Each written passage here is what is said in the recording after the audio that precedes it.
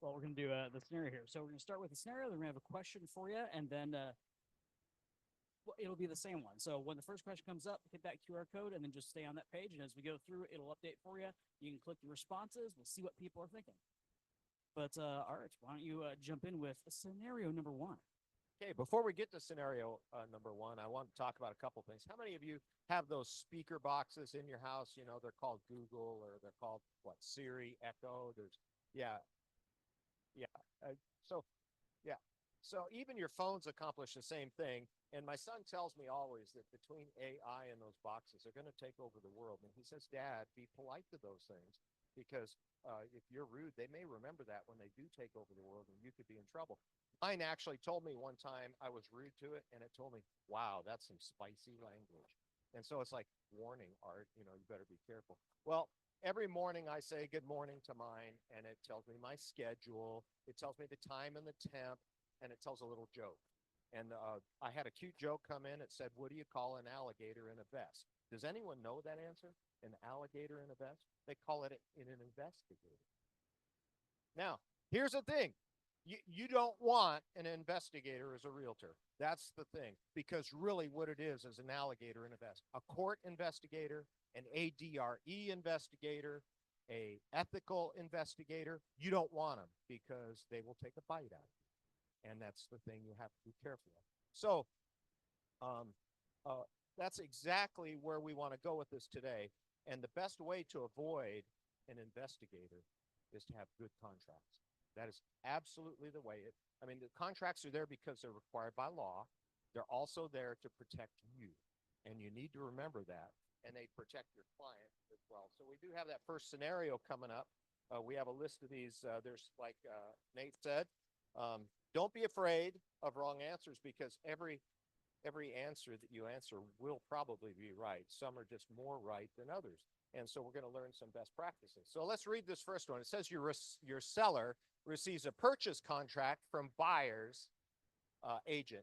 The contract includes a checked box on 37 for seller compensation and is accompanied by a seller compensation addendum specifying commission of X. I didn't say bananas. And so it's X percent. Your seller is unwilling to agree to X percent and prefers a lower offer of Z percent instead.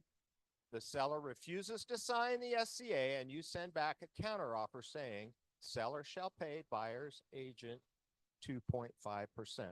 Now we'll get to the question. Is this approach considered a best practice? Yes or no? Take your phones. Those at home or wherever you're at remotely, take your phones and I don't know how they do that.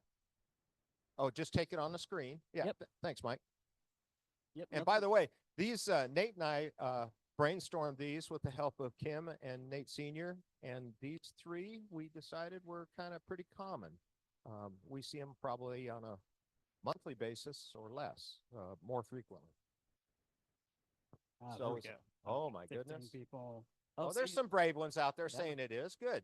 I'm glad. See, this is kind of part of the point too, I think, Art, right? Which is that, like, we've got some super experienced realtors here. I mean, you guys are the cream of the crop, and there's still not full consensus, right? That's right. I am humbled every day. You know, it's like, well, let's talk about this, and I have to hang my head in shame, and it's like, oh, I learned another thing. You just Yeah, well, yeah. I mean, yeah. This is more just for fun to get us thinking. That's really it's not that you're right or wrong. There is a prize. It's that same prize that Tina's serving. It's knowledge. Yeah. Yeah. Yes. That's okay. You think we're there? You think we voted out yet? How many voted? Do we know? Not enough. Yeah, that's right. Oh, it is 18. Wait a minute. There's more than 18 in here. Chickens. You're all chicken. And again, if you're having any challenge getting there, you can also go to slido.com and put in that number that's at the left corner there. So whatever works for you, and then keep that screen open, and you can vote on the others. So let's have some discussion. What are some thoughts on that?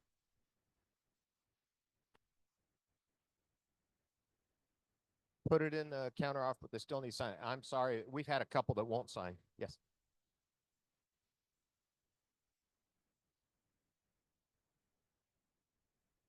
still sign it, and then it's going to count. It's best to sign. I agree with that. That's a good answer. Anyone else? Good. Great insight. It is part of the contract. So I did a couple of things. You know, I always play it safe. I called attorney hotline on this, the legal hotline on it. They gave me a piece of information I hadn't even thought of. And that is, what would happen if you had the seller that would not sign and the other side sent you a cure and said, if you don't sign it, you have 3 days to get it signed. What happens to the earnest money after that day? It could potentially, say it again. You don't actually have a complete contract. It's a complete contract. That's true. So they could back out of the deal and the earnest money goes back. What happens on, and this happens to me, it's already happened twice. An agent comes to me and they say, hey, Art, my folks, I'm sorry, I've told them, but they want out of the deal. And we're way into the deal. We're like a week away from closing. And how can you get me out of the transaction? And we well, in this case, it would be the buyer wants out of the transaction. How do we get out of the transaction? And I come up with a way, and they get their earnest money back, and everybody's happy, and you have represented your client very well because we protected their earnest money. Okay? Well, if that cure is in place, and it's been in place, that's really cheap insurance to get out of a transaction way down the transaction. And so the last thing you want is to put your clients at risk when that happens. And that's one thing that can happen. And so the other way around on that is if you want cheap insurance and they're not signing it on their side, you cure that. And now you have cheap insurance to get out of the transaction anytime during that transaction. Now, there may be some argument about that, but it is, I did talk to a couple of people and they both agreed on that. And so just keep that in mind. So the best solution, what would be the best?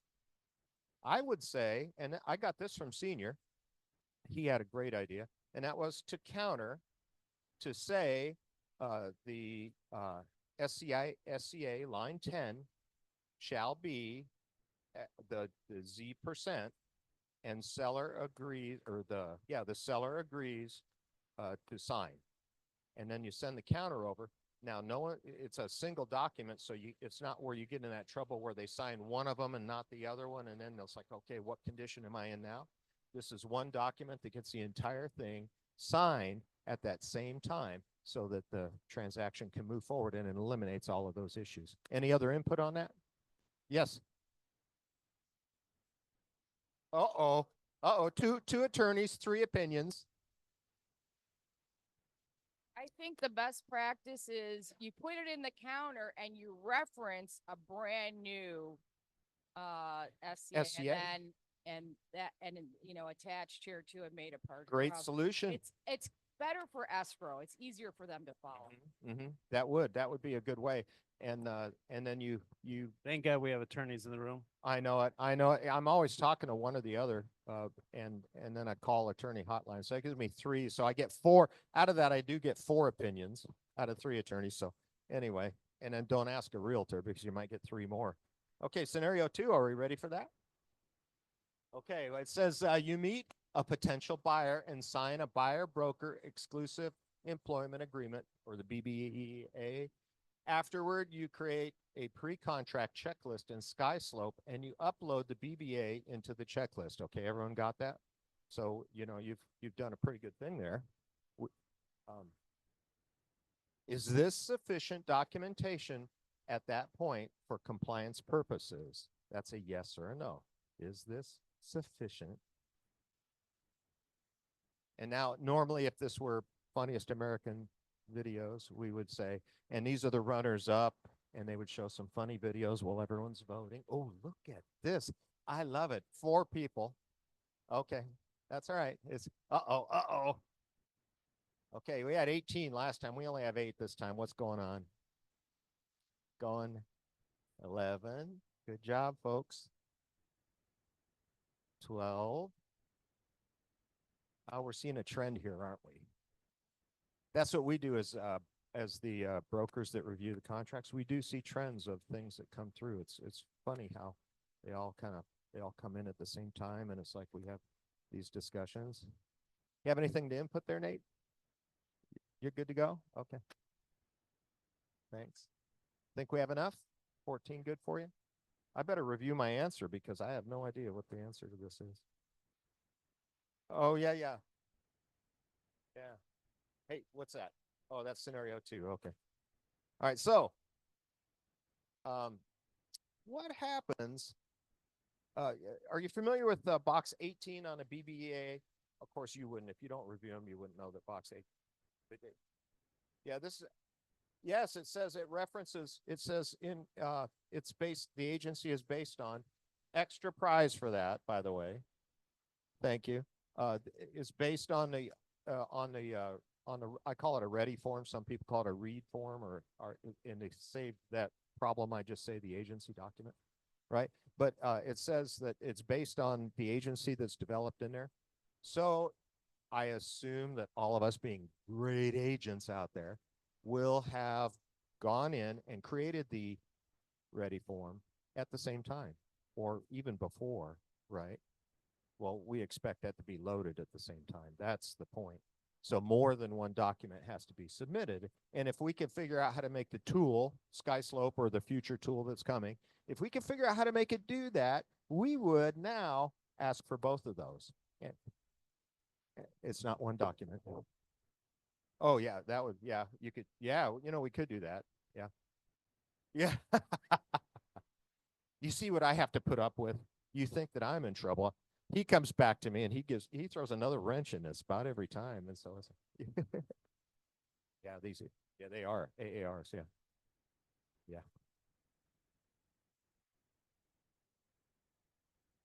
Oh, I didn't even notice. I should have reviewed that.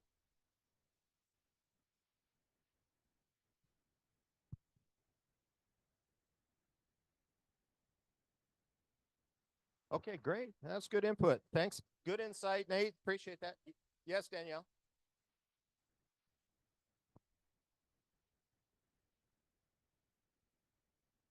Right. Right. The ready form doesn't have, just as I'll come back to it, but yeah. I'm pretty loud. Can Tucson hear you from here? Sufficient documentation for the Apply. new rules by our broker, but you're saying, are you specifying sufficient documentation for Remax professionals? Because I don't think the agency disclosure is required with the new rules. So the contract is required within 5 days. You're just saying we are requiring the ready. You just walked into the thing I wanted to mention. It's I perfect. The ready is a great idea. I get that. Plus the buyer advisory and all that. I have to pay you for being a straight man. So See, the problem is, we're not reading the buyer broker agreement because it states right in there. Already is attached. So I'm just trying to specify the difference. Like, okay, so Right. is every company in Arizona now that's part of this, they're all required to do the ready as well within 5 days? only if they do it right. So it is Yeah. part So of the new. It's So- the way the document was written. Huh? Since August 1st, that's the way it's supposed to have been done, Okay. statewide. Maybe they So- just didn't convey that. No, like I said, I do it. I'm just saying, I didn't know that message was really conveyed, that you need not only the buyer broker haven't agreement, We haven't but the conveyed it agency well. disclosure. Yeah, that's the thing. We haven't conveyed it well, and we're updating So- it. Kim, you can yeah. have your mic back. We can't let him have the mic that long. That's a So problem. Nate mentioned that the agency agreement should be signed first. It's always been taught to us going back 20 years that first time you meet somebody, you establish agency. That's the first document you sign. Then you sign a buyer broker contract. Okay, so that's what we're supposed to do. I think we all got shifted in buyer broker, buyer broker, buyer broker, and we forgot the simple agency from before. Yeah. So just as a quick reference, the documents that we absolutely have to have in 5 days, and there are a few even that don't have it, have the initials across the bottom that say broker review. If you see broker review on the bottom of that document, we will get fined if we ever fall into an audit for some reason and we fail to review those within our time period. We get fined $500. The broker or brokerage and the reviewer both get that fine. So if you want to find me, that's how to get back at me. So yeah, that's how that works. So, and then there's a few others that we want to see in there too. And we're creating a list. You'll see it in my notes when I send it back to you in feedback. Always know this. I don't send you incomplete files with a vengeance. I do it in love. I really do. I do. I love you guys, and I want to do it in love. Okay, so just keep that in mind. All right, number 3. Wow, I love having someone over there at the computer doing this for me. And it was amazing. You had like 5 different things you've had to do. You've done the survey, you did a video. Great job, Mike. Thanks. So you meet a potential buyer and sign a buyer broker agreement to show property form. So you complete the show form, right? That's a short way of saying it. I don't have an acronym for that. So you complete it for a 30-day term. So you said, okay, we're going to do this for 30 days. And later that week, the buyer calls and requests to cancel the agreement. And you mutually agree to void the form by basically drawing a line through it and writing void on the line, and then the people initial it. Is that the best practice? Is voiding the BBA considered the best practice for a mutual cancellation? What do? Yes or no? Let's see if we can beat 18. We're going for more than 18. If we get 18, I'll double the knowledge that you have, and it'll be like a bigger prize, right? I see Tom voted. Oh, yeah. Richard, yeah. Who else is voting? I see phones up. So best practice, yeah. It's a good. That's what I'm saying. Some of these have multiple answers, and it's okay. This one is a teachable thing. This isn't a right or wrong. This is a teaching thing. I bet you didn't know what I'm about to teach you. I'll ask you about that in a minute. We'll see. Is this the one time that y'all don't want to have your phones out during like a CE kind of class, like a knowledge class? It's like, yeah, pretend it's normal. You're on your phone. Yeah. That's it. Just pretend like you're on your phone anyway, and then vote. Look, we got 17. I need at least one more. Come on, one more.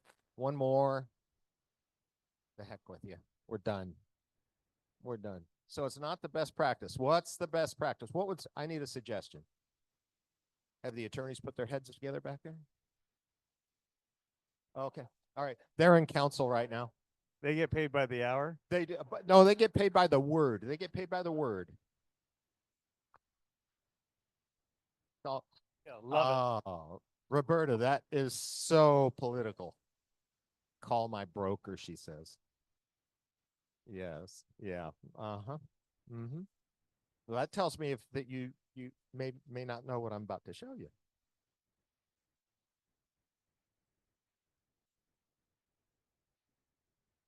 I don't think that there's cancellation language in the BBA. There's not.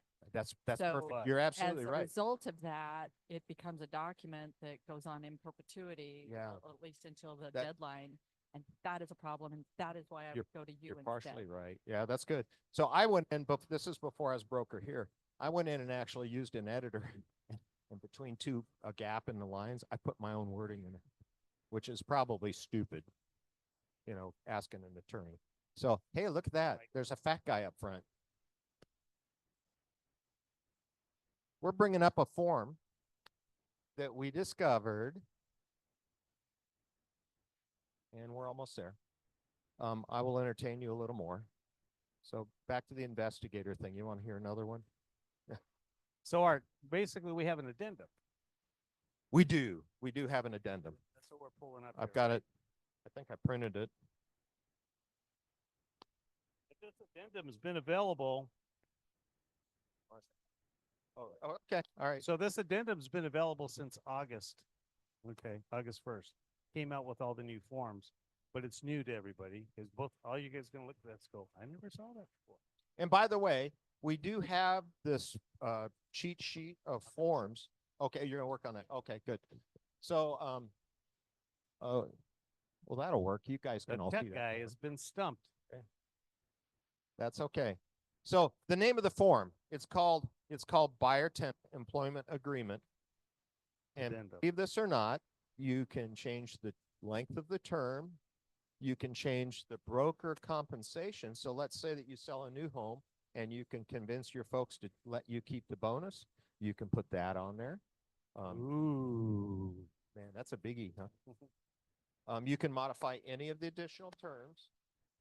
And the last thing is you can mutually agree to terminate immediately with no conditions, or you can mutually terminate with conditions. And then everyone signs it and you turn that in, you just throw it right in the other one. It's called the buyer tenant employment agreement addendum. And it's in SkySlope. You just, if the easiest way is to search addendum, like do an add form and then say addendum for the search, and you'll see it down in there. And it's, and when we discovered it, it was like exciting. Now, did I not tell you, there it is, look at that. Did I not tell you that I was going to double the amount of knowledge? So we just doubled it. So going back. Okay. Yeah, but you know what? I don't feel like I'm in R4 with a grand hall and all that echo. It's really nice without the echo. Okay, so as you can see, you put in the information, the agreement to show or the BBEA can be modified. And then it says that this addendum is dated, you must put the date, and then broker compensation, you can change it, the expiration date, other modified terms you can put in there. And then here's the two to agree to terminate. And so that's it. I don't have any more. Does anyone have any other input on this one? Mountie. If we can get the buyer to agree to give us a bonus or whatever, Yes. if we know that bonus on the new home sales is not going to the buyer. I just sold a Pulte, so maybe it's different for different builders, but they are looking at, they requested a copy of my buyer broker agreement, and they're paying me whatever's on the buyer broker agreement and nothing else goes to the buyer. Your mileage may vary, but that's really good info. So you get that modification. Yes. Okay. The attorney corner.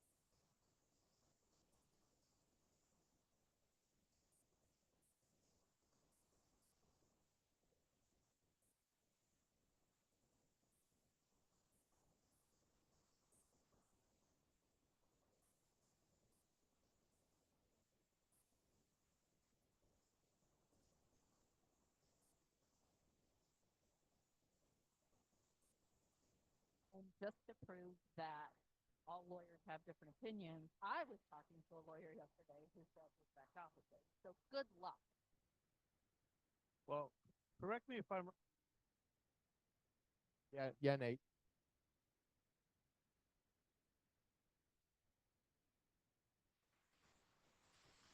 day showing agreement is not an employment contract. So if somebody else goes in, shows them that house, they're going to get paid and you're not. Art, anybody? Yeah. Yeah. So the agreement for the 1 day showing, right? It's not an employment agreement like the buyer broker contract, right? It's giving you the authority to show the property. It doesn't guarantee you to get paid. So you can go show that property, and then I can go sell them the house, and I'll get paid, and that person who has that document won't get paid. Right? So the buyer broker contract is the best contract. That's the employment agreement between you and exclusive. So just be careful by using that 1 day showing or 2 day showing agreement. We have people that are using those agreements, like a 1 day showing agreement, and then a week later, writing a contract for them. They don't have an employment agreement, and they think that's okay because they signed this other agreement, and it's not. These are the things that the broker team are pulling their hair out. Nate had long hair last year. Right now, it's getting gray, and he's only.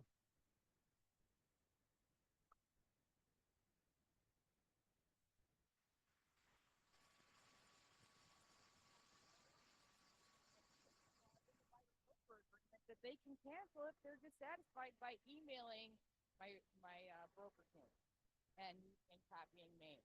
No, reason needs to be given, and I've really not had anybody use it. That's a fire me at any time clause. That's in the exclusive, right?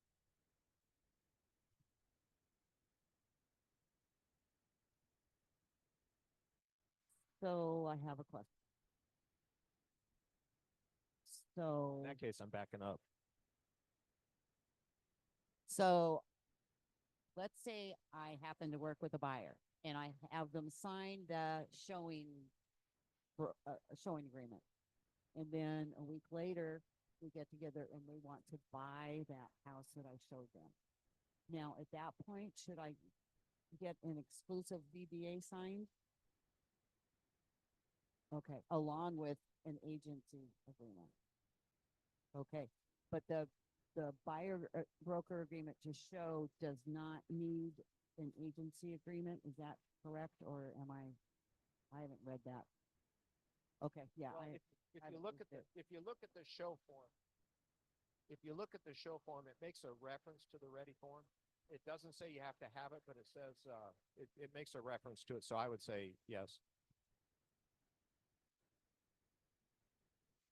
Is it So on? broker Nate said you always need the agency disclosure sign. That should be the first document you sign when you meet with somebody. So it's always should be there, right? So. That's good. That's good. Oh, he also mentioned that, let's say you do a 5-day buyer broker agreement, but they like you. What do? You pull out this document we just showed you and you extend the time using this addendum. Okay.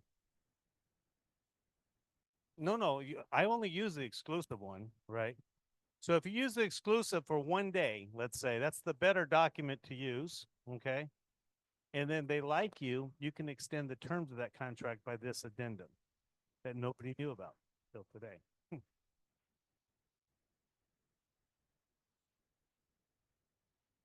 Okay. Any other questions on any of this? That's good. I think Hey, was that fun? that was fun. Thank you. Does he have Appreciate a it. personality? Thank you. Thank you. That's a can of Red Bull. That's what Red Bull will do for you. So I was going to present that. It wouldn't have been that fun. I called Art at 8:30. I said, you wrote these scenarios. You get to present them. So thank you, Art.